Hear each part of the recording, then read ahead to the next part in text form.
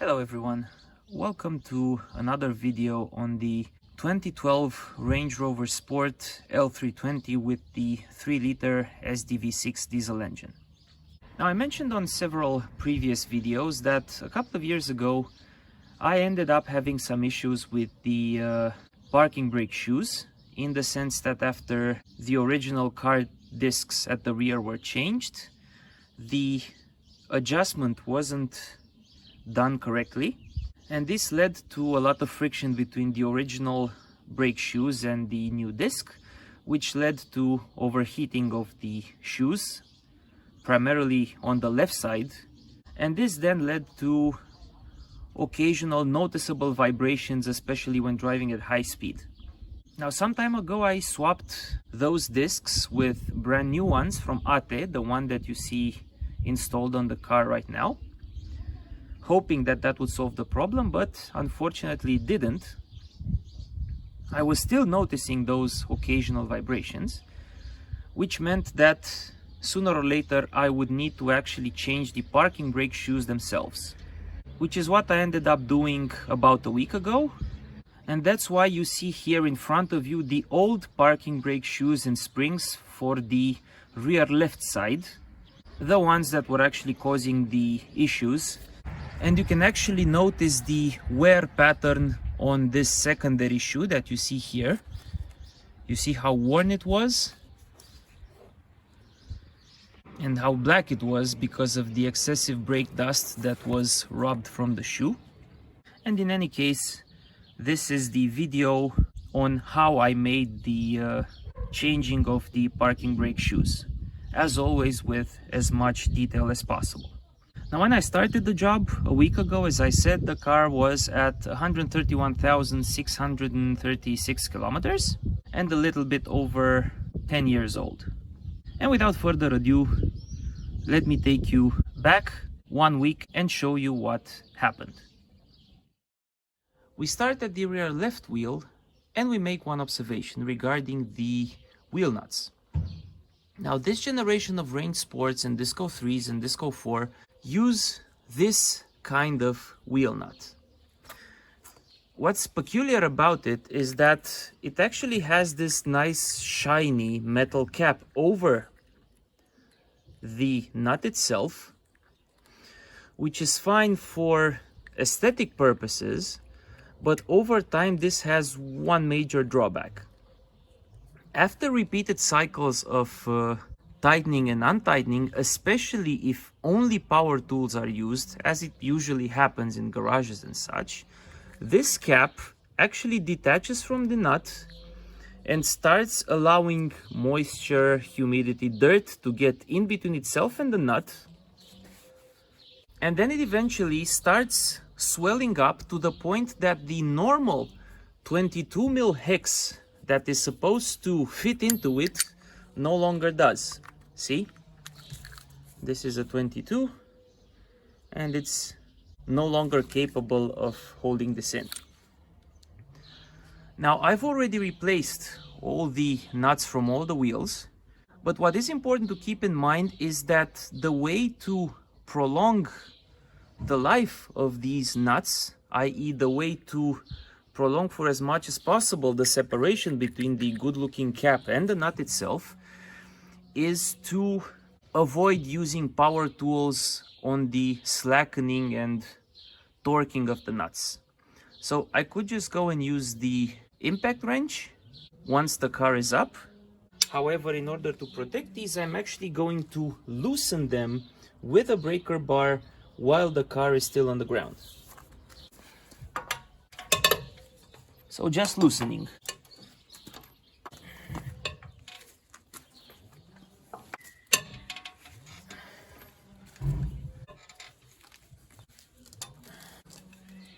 And I'll do the same on the rear right side as well, and only then will I raise the car up. Now, I have raised the car, secured it on two 3-ton jack stands as well as a 5-ton bottle jack. And let me just say, I love how much articulation this car has on its rear wheels.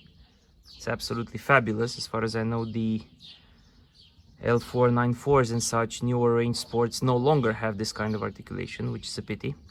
But anyways, and right now, if I try and spin the wheels, I can't. Why? Because the parking brake is applied. So the next thing we need to do is to release the parking brake and make sure that it stays released while we're working on its components. As a quick but very important mention, because the rear wheels are off the ground, the only thing that's preventing the car from moving is the fact that the gearbox is in park.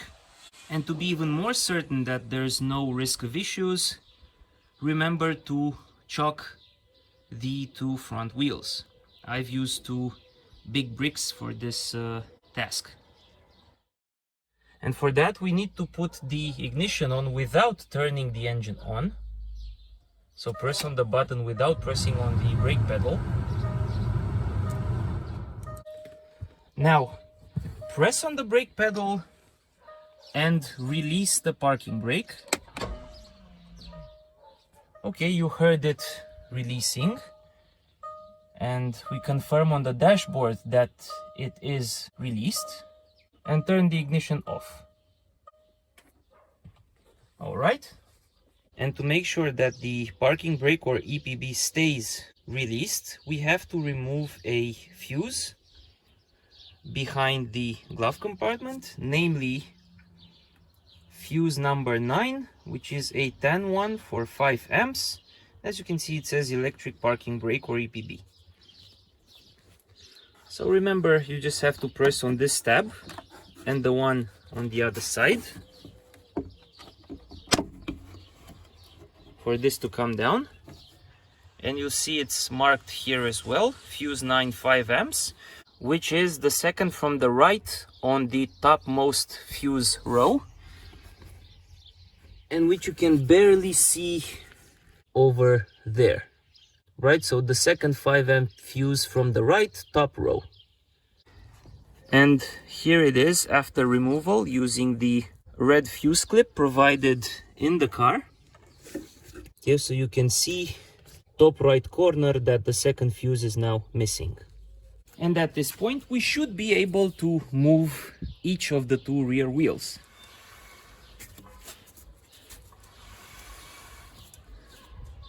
So that's good. Means we can now take them off. Now throughout this job, I'll use my impact wrench wherever possible to speed things up. But pretty much every bolt that I'll have to undo can be undone with a bigger ratchet or a breaker bar. So,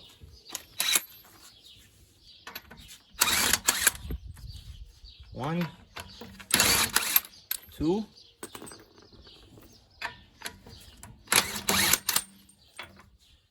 three, four, and on the fifth I'm gonna hold the wheel because it's probably gonna fall.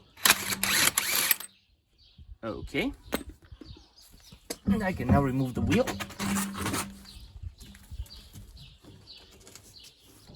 And you noticed how the impact function barely kicked in. It didn't go tuck tuck tuck because I had slackened the nuts earlier.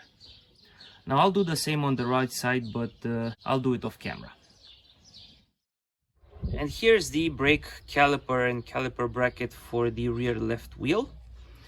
And normally we could just disconnect the caliper bracket from the knuckle without necessarily disconnecting the caliper from the bracket, because we only need to gain access to the brake disc. However, I'll be disconnecting the caliper as well, simply because I want to take the opportunity to check the state of the pads and of these rubber boots and maybe grease stuff, etc.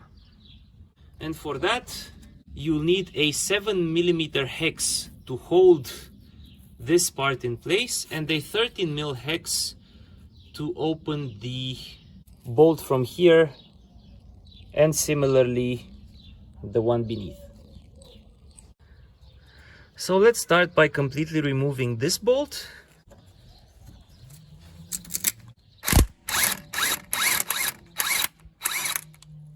Okay, that's out.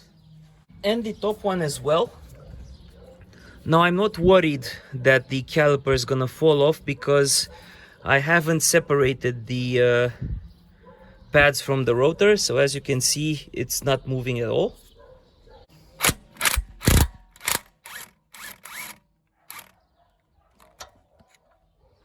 All right, and now I'm going to remove the caliper.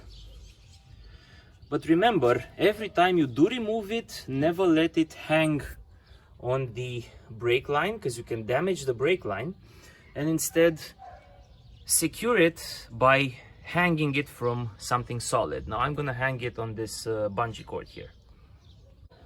Just wanna create a little bit of separation. Doesn't even take too much. You can see it's already got in play and it's out. Now I want to secure it, and I can simply do it like this.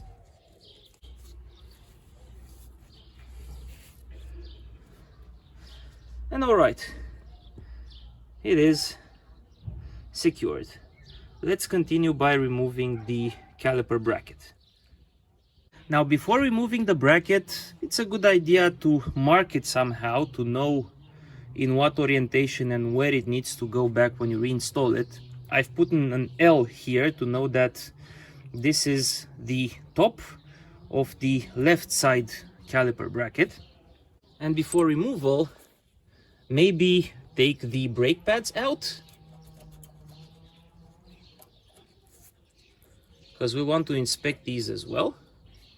Okay, they still have some meat on them, but as you can see, they are actually pretty full of dust, of black dust, and we'll have to see if this is the same scenario on the right side. And then to remove the bracket, there's this bolt and this one over here, which take a 15 mil 12-point head. So here's the top bolt.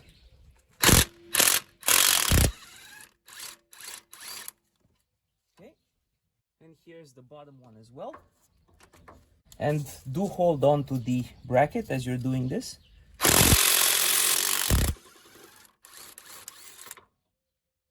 Okay. And out comes the bracket. Now on the right side, it's exactly the same procedure, so I won't film it in detail. The only difference being that on the right side you also have a brake pad wear sensor, which is this wire and this plastic head, which need to be removed. Try and remove it by hand if you can. If not, use a small pair of pliers to twist it out.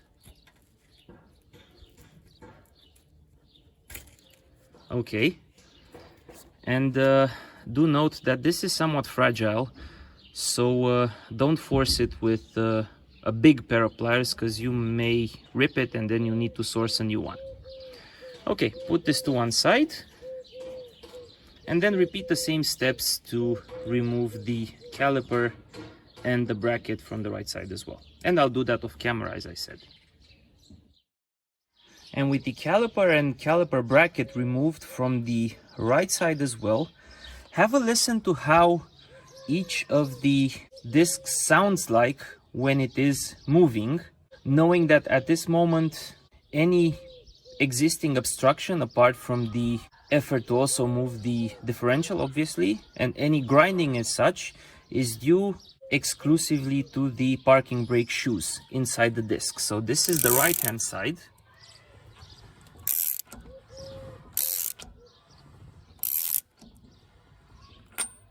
There's a very weak dragging sound inside, so this one is fine. However, on the left,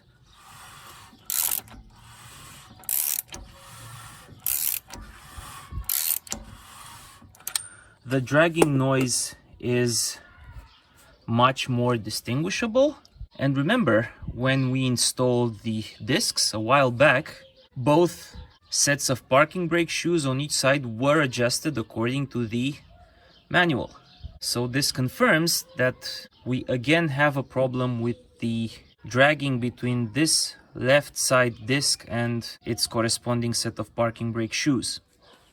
And this is on par with what I was feeling on the highway, as I described at the beginning, when those weird vibrations would occur. I could always tell that they're coming from the left side and not the right side. Anyways, let's move on. Next up, we have to adjust both sets of parking brake shoes and bring them as close as possible to one another so that we don't have any obstructions when we will remove the brake discs. Now on the right hand side, which is this one, we need to turn the disc such that this visiting hole aligns somewhere around here, with the front of the car being in that direction.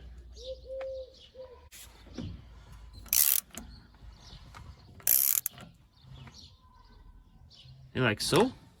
And then remove the plastic cap. Try and not lose it. And if I now adjust it just slightly, there it is. You see it? There is the adjuster, and it has a spring that is between the adjuster and the center of the wheel. And what you need to do is, with a flathead screwdriver, you need to turn the adjuster away from the spring in order to bring the pads closer. And do this until you can no longer turn the adjuster. And the last part on the right side is we need to remove this bolt here. Okay, this one, which has a Torx T50 head. So let's do that. Okay. And at this point, it should be relatively easy to remove the disc, considering that we did apply ceramic anti-seize when we installed it a while back. So let's see. Yep, out it comes. Perfect. Let's go to the left side now. On the left side, same procedure. Remove the plastic cap first. And on the left side, the adjuster is around this area, with the front of the car being in that direction. Well, let's see if we can see it. Yeah, there it is. And just as before, there is the spring. And just as before, the spring is between the adjuster and the center of the wheel. And you need to turn away from the spring in order to bring the pads closer together.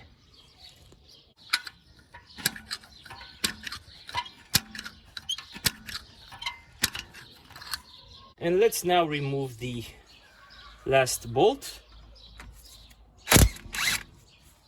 Okay. And perhaps unsurprisingly, even with the brake shoes as close as possible to one another, I'm still having some issues. And after a good couple of minutes of twisting, wiggling around, using the flathead screwdriver to press the brake shoes inwards, I'm finally able to remove the disc, and I'll show you the differences between left and right in a second. And the same story for the discs themselves. Right side, left side. Check out the amount of dust and dirt inside each one of them. A little bit in the right, quite a lot in the left. And here's what I think has been happening.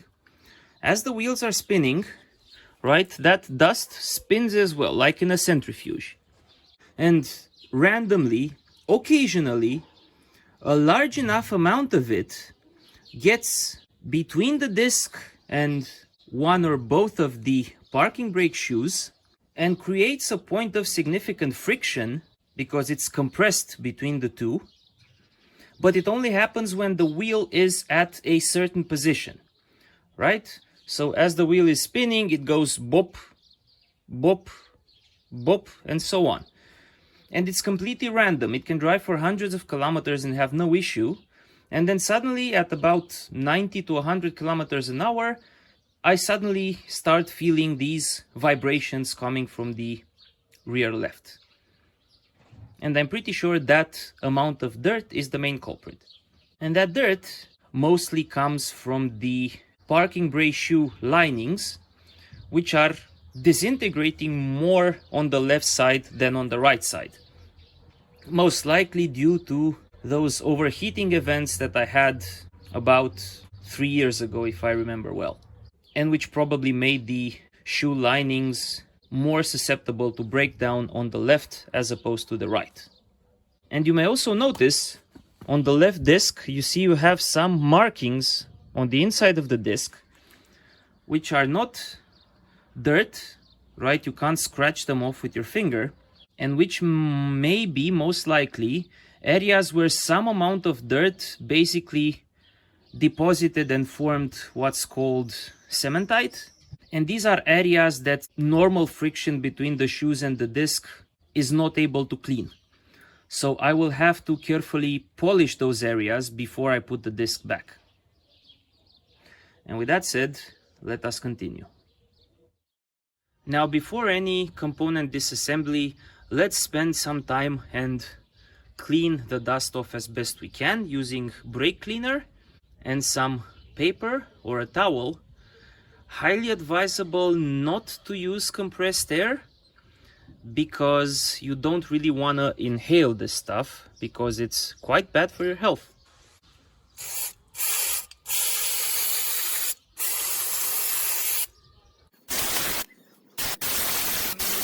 Okay, so just check out how much filth is coming out.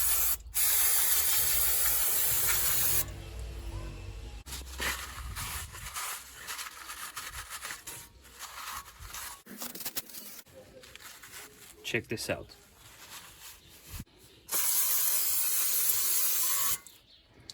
And just keep doing this on both sides until you're satisfied that the surfaces are clean enough.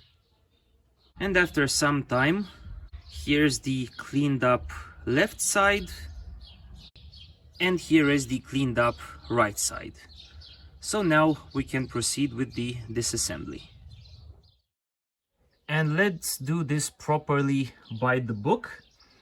I'm following the steps from the Range Rover Sport 2013 manual, section 2 chassis, page 552.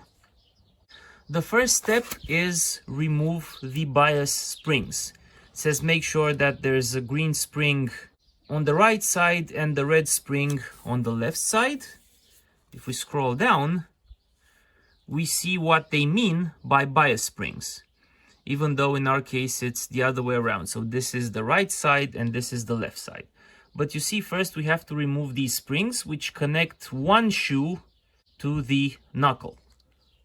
And on the right hand side, they're talking about this spring here. See, it connects this brake shoe with the knuckle. And let's note its orientation first. So the spring lip on the right goes over the brake shoe. And here it's connected to this hole over here. So let's do our best to remove it in one piece because we do not have a replacement. Okay, here it is. And on the left side, the spring is over here.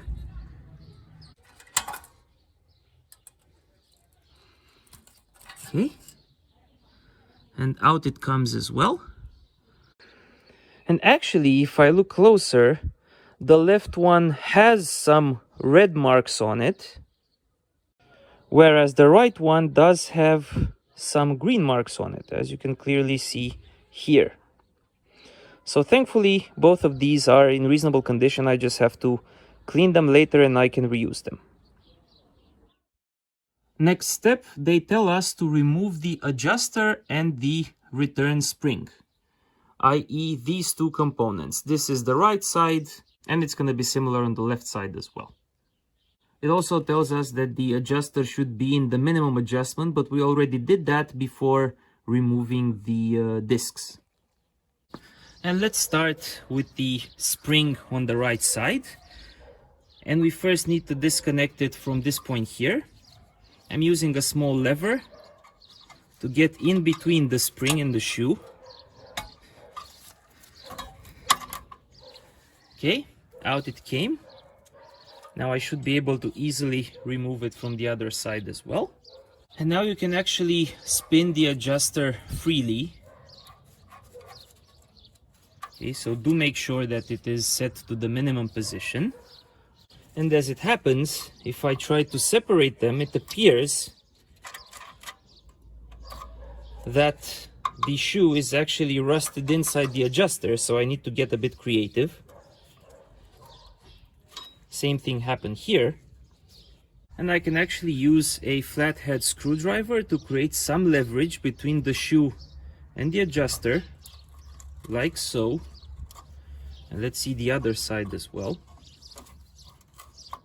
Okay, they're free now. Perfect. So I should be able to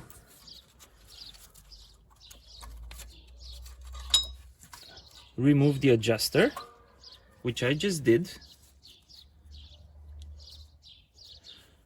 Hold on to this one as well because I don't have a replacement. Let's see how well I can film the left side. Okay, so that came out. Lovely.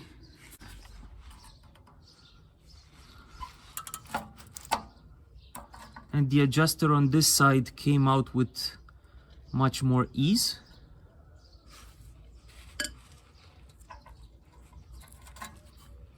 There it goes.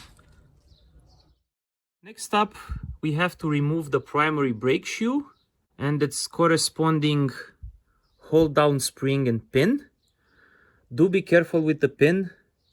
Try not to lose it because you may have to reuse it. Now the so-called primary brake shoe on both sides is the one that is closest to the front of the car and the one not connected to the parking brake cable. On the right side, we're talking about this shoe. Front of the car is that way. And we have this retaining clip and this pin. Let me see if I can grab the clip and pull it upwards.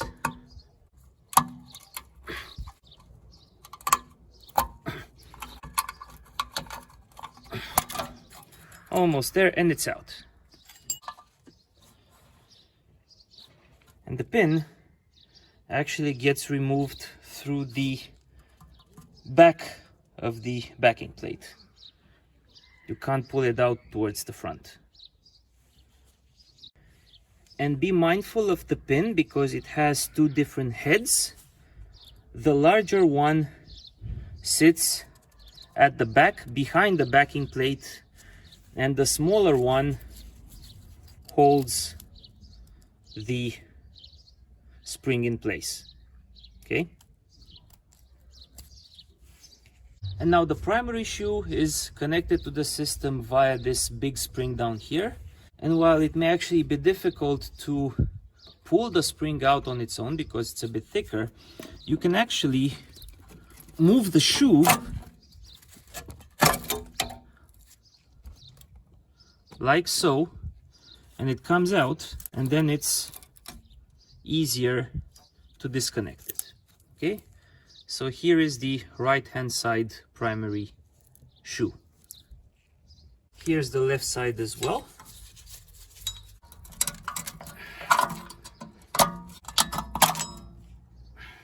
Okay, spring is out.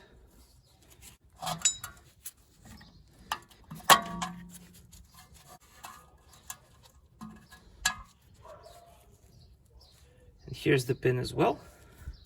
And now we pull the shoe from the bottom. like so. And with some struggle, out it came as well. We now have to remove the spreader plate and string, these two components. On the right side, these are this plate and spring, as well as this larger spring, which came out now. On the left side, the components are more visible. So here is the plate, and here is the spring. And the last big step is to remove the secondary brake shoe, starting with the hold down spring and retaining pin, which are these two components, similar to the ones from the primary brake shoe. Now, one important detail that we'll have to keep in mind is the closed part of the retaining clips are always pointing towards the adjuster. So on the right side, both clips are pointing like so with their closed heads. And as you've seen on the left side, it's the other way around because the adjuster is downwards. Here's the spring, and here is the pin. As for the left side, the angle is a bit awkward, but nothing too difficult. So first, make sure the two are not rusted together. That's fine. Out it comes.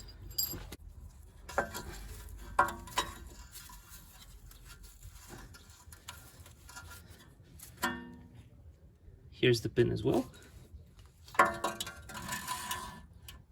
Back on the right side, the last thing we need to do is to disconnect the shoe from the parking brake cable.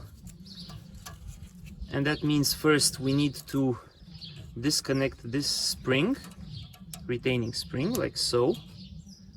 If you need a little bit of extra room, note that this part can actually turn against the shoe, like so. Though with the amount of rust in here, that may be a bit difficult. And then you twist this downwards. Okay, and push the cable up, and then out it comes. On the left side, a bit trickier with the angle, but otherwise the same procedure. Remove the spring,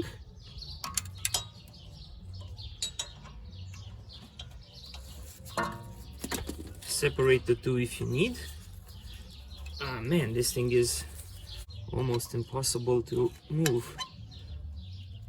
Yeah. Oh no, it's stuck in there. But thankfully, okay, and out comes the cable. All right, looking good as well. So perfect. It means right now we are officially done with the disassembly. Now, just for comparison purposes, okay, see how I'm not even able to turn this part against the shoe. I did manage to separate it using a hammer, hence these marks here, but otherwise these two are genuinely stuck or almost stuck. It takes a lot of effort to split them. And by contrast, here's a brand new part where it's absolutely easy to move the two. So it is really a good thing that we are replacing these shoes, because apparently the old setup really was rusty and crusty and no longer had the flexibility to self-adjust as it should. The next part, while it may seem tedious, is actually very important, because we have so much room behind the wheel hub.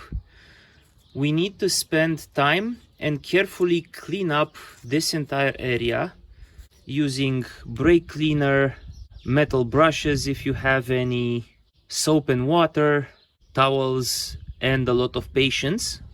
And one important thing to keep in mind is this dust around here presents a health hazard, and if you start to stir it up through the cleaning, make absolutely sure that you're wearing a face mask at the very least. You really don't want to inhale this. And as a matter of fact, this is exactly what the manual recommends as well. Says avoid compressed air because the dust can be harmful, but it does emphasize the need to clean everything before installing new parts. As for what I used for the cleanup, just like I said, several kinds of metal brushes for the big dirt chunks, paper towels, a sponge and hand soap, and a source of water. Water especially helps to prevent the dust from spurring up too much. And only at the very end, when there was no more dust, did I actually go and use a bit of compressed air to make sure that no water pools up anywhere in there. Here's the left side before cleanup, and here it is after cleaning up.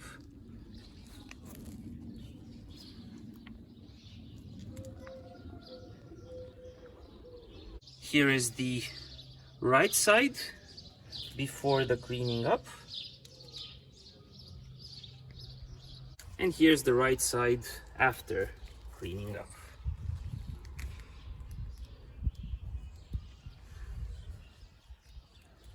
And I know that some of you would feel that I should have spent some time painting the surface as well. You are absolutely right. However, the problem is that I didn't have too much time available to do this brake shoe job, and unfortunately I didn't have the necessary additional hours to prep everything and to paint the surfaces and to wait for them to dry out. So it is what it is. I'm sorry. As for the new parts, I'm using a brake shoe set from Ferodo, or Ferodo, not sure how the accent goes. I would have wanted to buy an ATE kit, especially considering that the OE part is made by ATE, and you know it's OE because here's the Land Rover badge. Okay. Unfortunately, the ATE kit did not come with new springs and clips and such, and I definitely wanted a set with these accessories as well. And the one from Ferodo was among the most expensive I could buy. Otherwise, the parts are completely compatible size-wise with one another.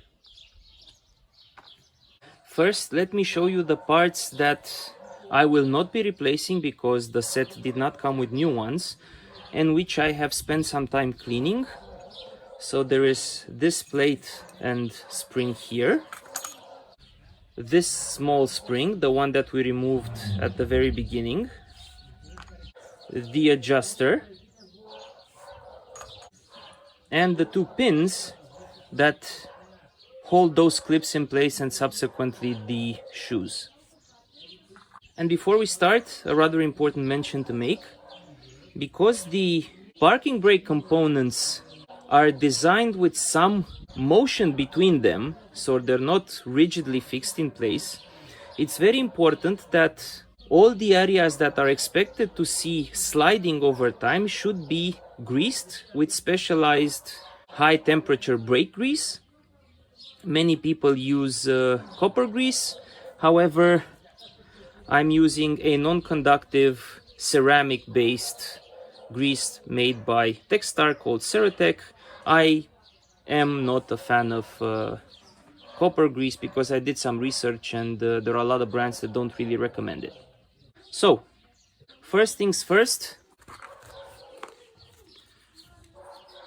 for this shoe and the one from the left, because there is motion in this point, and you've seen what happens when the parts get old, these things are no longer able to move separately with ease.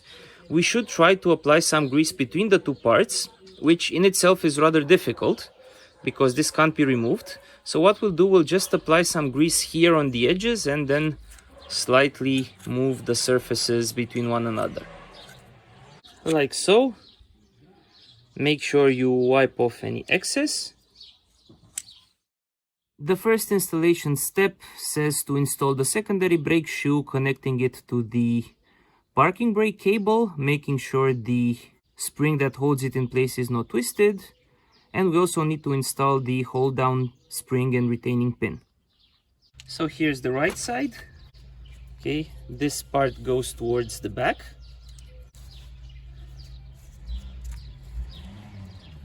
And let's connect the part, pull the spring a little bit backwards.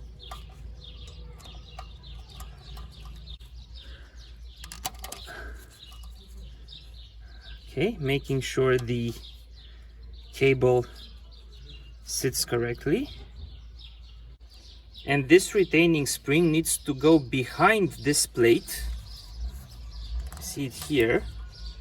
And then you need to make sure that this part sits against this line over here. It's not too difficult, just grab it, place it here, and make sure it sits properly.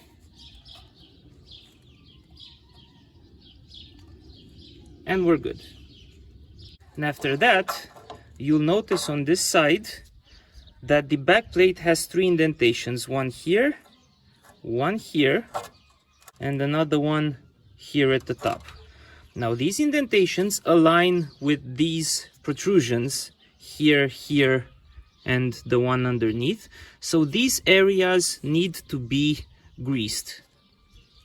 And make sure the points are greased well, but not excessively. And do keep in mind that once everything is installed, these points are considerably more difficult to access. Then we need to secure the brake shoe in place. We take our pin that needs to go here,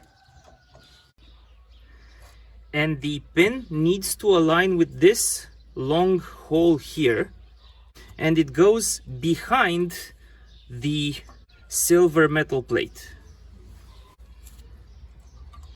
Lastly, we need to install the clip. Okay, remember the closed head of the clip needs to be pointing towards the adjuster here at the top. And that's pretty much it. Here is how it looks like installed and sitting on the 3 points that we greased earlier. Next up, we have to install the spreader plate, its spring plus the long return spring. Take note of the observations, which I already mentioned. Here's the plate and its spring, and these go all the way to the back, touching the newly installed shoe. And they go between the knuckle body and this protrusion here.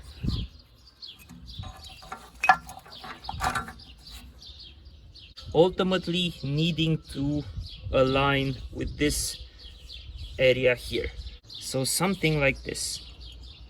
And then the return spring gets connected to this hole over here. And if you want, you can apply a little bit of grease on the ends of the plate where they touch the shoes. Next up, we have to install the primary brake shoe, connecting it to the previously installed plate and spring, and installing its own retaining pin and new clip. Before that, don't forget to grease the remaining 3 sliding points, and if you want, the head of the plate here as well. Here is the return spring connected to both shoes. Now for the primary shoe, this Allen bolt here needs to be facing outwards, so pay attention to that. And now we'll have to struggle to put the primary shoe in this particular location over to this plate and spring here. And I'll do that off camera because I'm gonna need both hands. Here's an image of how the plate connects the primary to the secondary brake shoes from the front as well as from the back. And after some struggle, the two shoes are now connected. Here's the spring and here is the tip of the plate up here. And now we need to tie the primary shoe down with its pin and clip. It should go in through this hole, like so. And then the clip should go obviously on top of the pin. And here is the primary shoe installed with its clip. Again, the closed part of the clip is facing towards the adjuster's location here on top. Next up, we need to install the adjuster and its spring, but before that we need to clean it and grease it thoroughly. And I've started by greasing both ends here where the brake shoes fit. Now this part spins freely here and it screws into this second part here. So I'm also going to grease the inside, this part here, and we can also grease the threads of the screw itself, since we're not going to torque it or anything, but we do want it to be as easy to move for as long as possible. And after cleaning and greasing the adjuster, this is how it's supposed to go. So the adjuster nut here needs to be facing towards the back of the car, or equivalently towards the area where the pads are. Make sure not to put it the other way around. With the adjuster in place, we need to attach its string between this hole here and this hole here. You put it by hand in one of the holes, and with a small pair of pliers and a little bit of struggling, the spring is installed. And now we have one more part to add, and that part is this little bias spring, which connects this hole over here at the back to this hole over here. Do take special care with this one, because being so small, you can drop it as you try to install it, so take your time with it. And the spring is installed, and on the right side we have officially installed all the parking brake related components. So let's now go and do the same on the left side. So here is the secondary shoe connected to the parking brake cable. Do note the orientation of the retaining spring here. So it is behind the silver plate here, which then has to go behind the shoe itself. And after applying grease to the 3 sliding points, here is the shoe connected. Again, the closed head of this clip is pointing towards the location of the adjuster, which will be down here. Afterwards, the spreader plate, its spring, and the return spring as well. Then, after greasing the other 3 slide points and the second head of the plate, here is the primary shoe installed and connected to the secondary shoe. Here's the adjuster and its spring. Of course, I've greased the adjuster as well. And here's the left side bias spring installed, and with that, all the parking brake components for the rear left wheel are installed as well. And with all of that done, time to take care of the rear discs, clean them up, and put them back, starting with the right side one. And here's the right side disc after cleaning up. for the installation, make sure that the adjuster is set to minimum. And also, before installation, apply some anti-seize brake specific grease. Again, I'm using my ceramic Ceratec for this, just as I used in the past. And install the disc, making sure to align this screw hole with the corresponding one from the disc.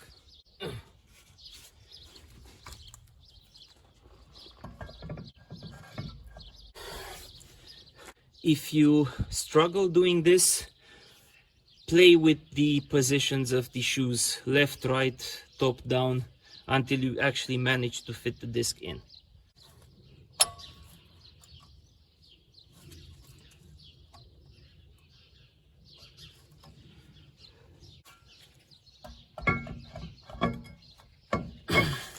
And after a bit of struggling, the disc is in, and now we just need to add this bolt.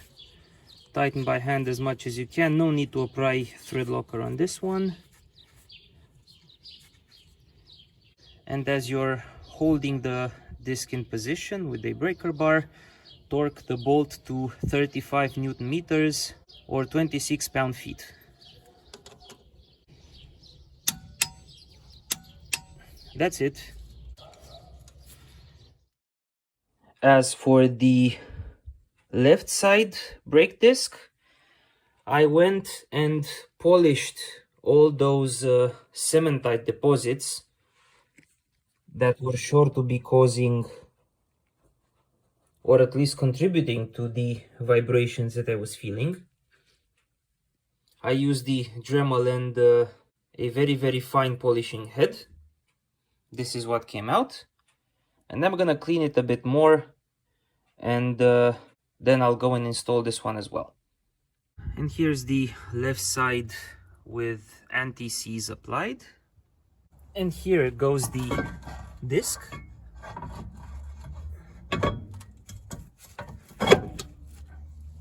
And its bolt to keep it in place. Okay. And here's the 35 Newton meters for the bolt.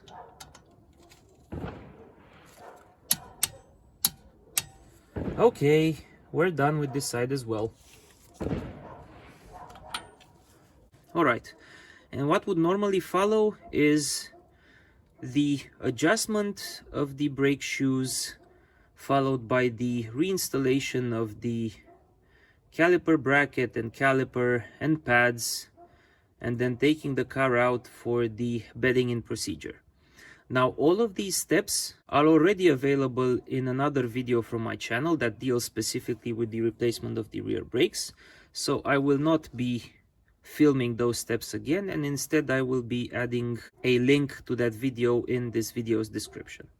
And with that said, from this point I'm jumping straight to the conclusions. With regards to the conclusions, there are several observations worth making. First and foremost, notice that the brand new clips for the shoes are here and not on the car. This is because, as you can see, after I installed them and put the right hand side disc and tried moving the disc in each direction, at some point basically this happened. See? And when I compared them in terms of resistance to the old original ones, the old original ones were actually much more sturdier. So I decided to actually reuse the old ones as opposed to these. And it's good that I did so, because I've been driving the car for a few hundred kilometers and I've had zero issues whatsoever. So all the other parts from this Ferodo kit have behaved very well. I mean, the shoes, the springs, the adjusters, everything. I only had issues with these. So if you do want to tackle a similar job yourself, make sure to compare the new clips against the old ones and decide which ones are the best to use or reuse. Number 2, at the beginning I showed you that the manual stated that you should release the parking brake and remove fuse number 9 in order to make sure that the parking brake does not reapply.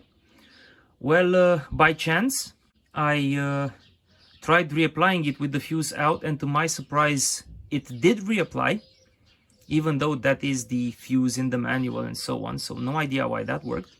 But more importantly, I did stumble across an issue which I wasn't able to film, but I'm describing it right now, in the sense that I had great difficulty installing the rear left disc on top of the new shoes. I thought initially that the shoes were of incorrect size, but what had actually happened was the released position of the parking brake on the left side at least was still keeping the shoes too much apart for the disc to fit. And I did end up having to use my OBD tool in order to put the parking brake into the mounting position. I've described the procedure in the same rear brake disc replacement video in the description. And that finally allowed me to install the disc. So do be careful if you're struggling to put the discs on the new shoes. That might actually be the cause. Third point, as usual, a bit about cost. This set with all accessories was about 60 euros, a very good price for a quality brand, and as I said, I chose it because it did come with new accessories. And you can compare that against the price that the dealer wanted. Obviously, they would have used the genuine shoes, which were made by ATE, as I said. So for labor plus parts, the dealer wanted about 250 euros, give or take. So cost-wise, I've spent about a quarter from what the dealer would have wanted for the same operation. So some good cost savings there.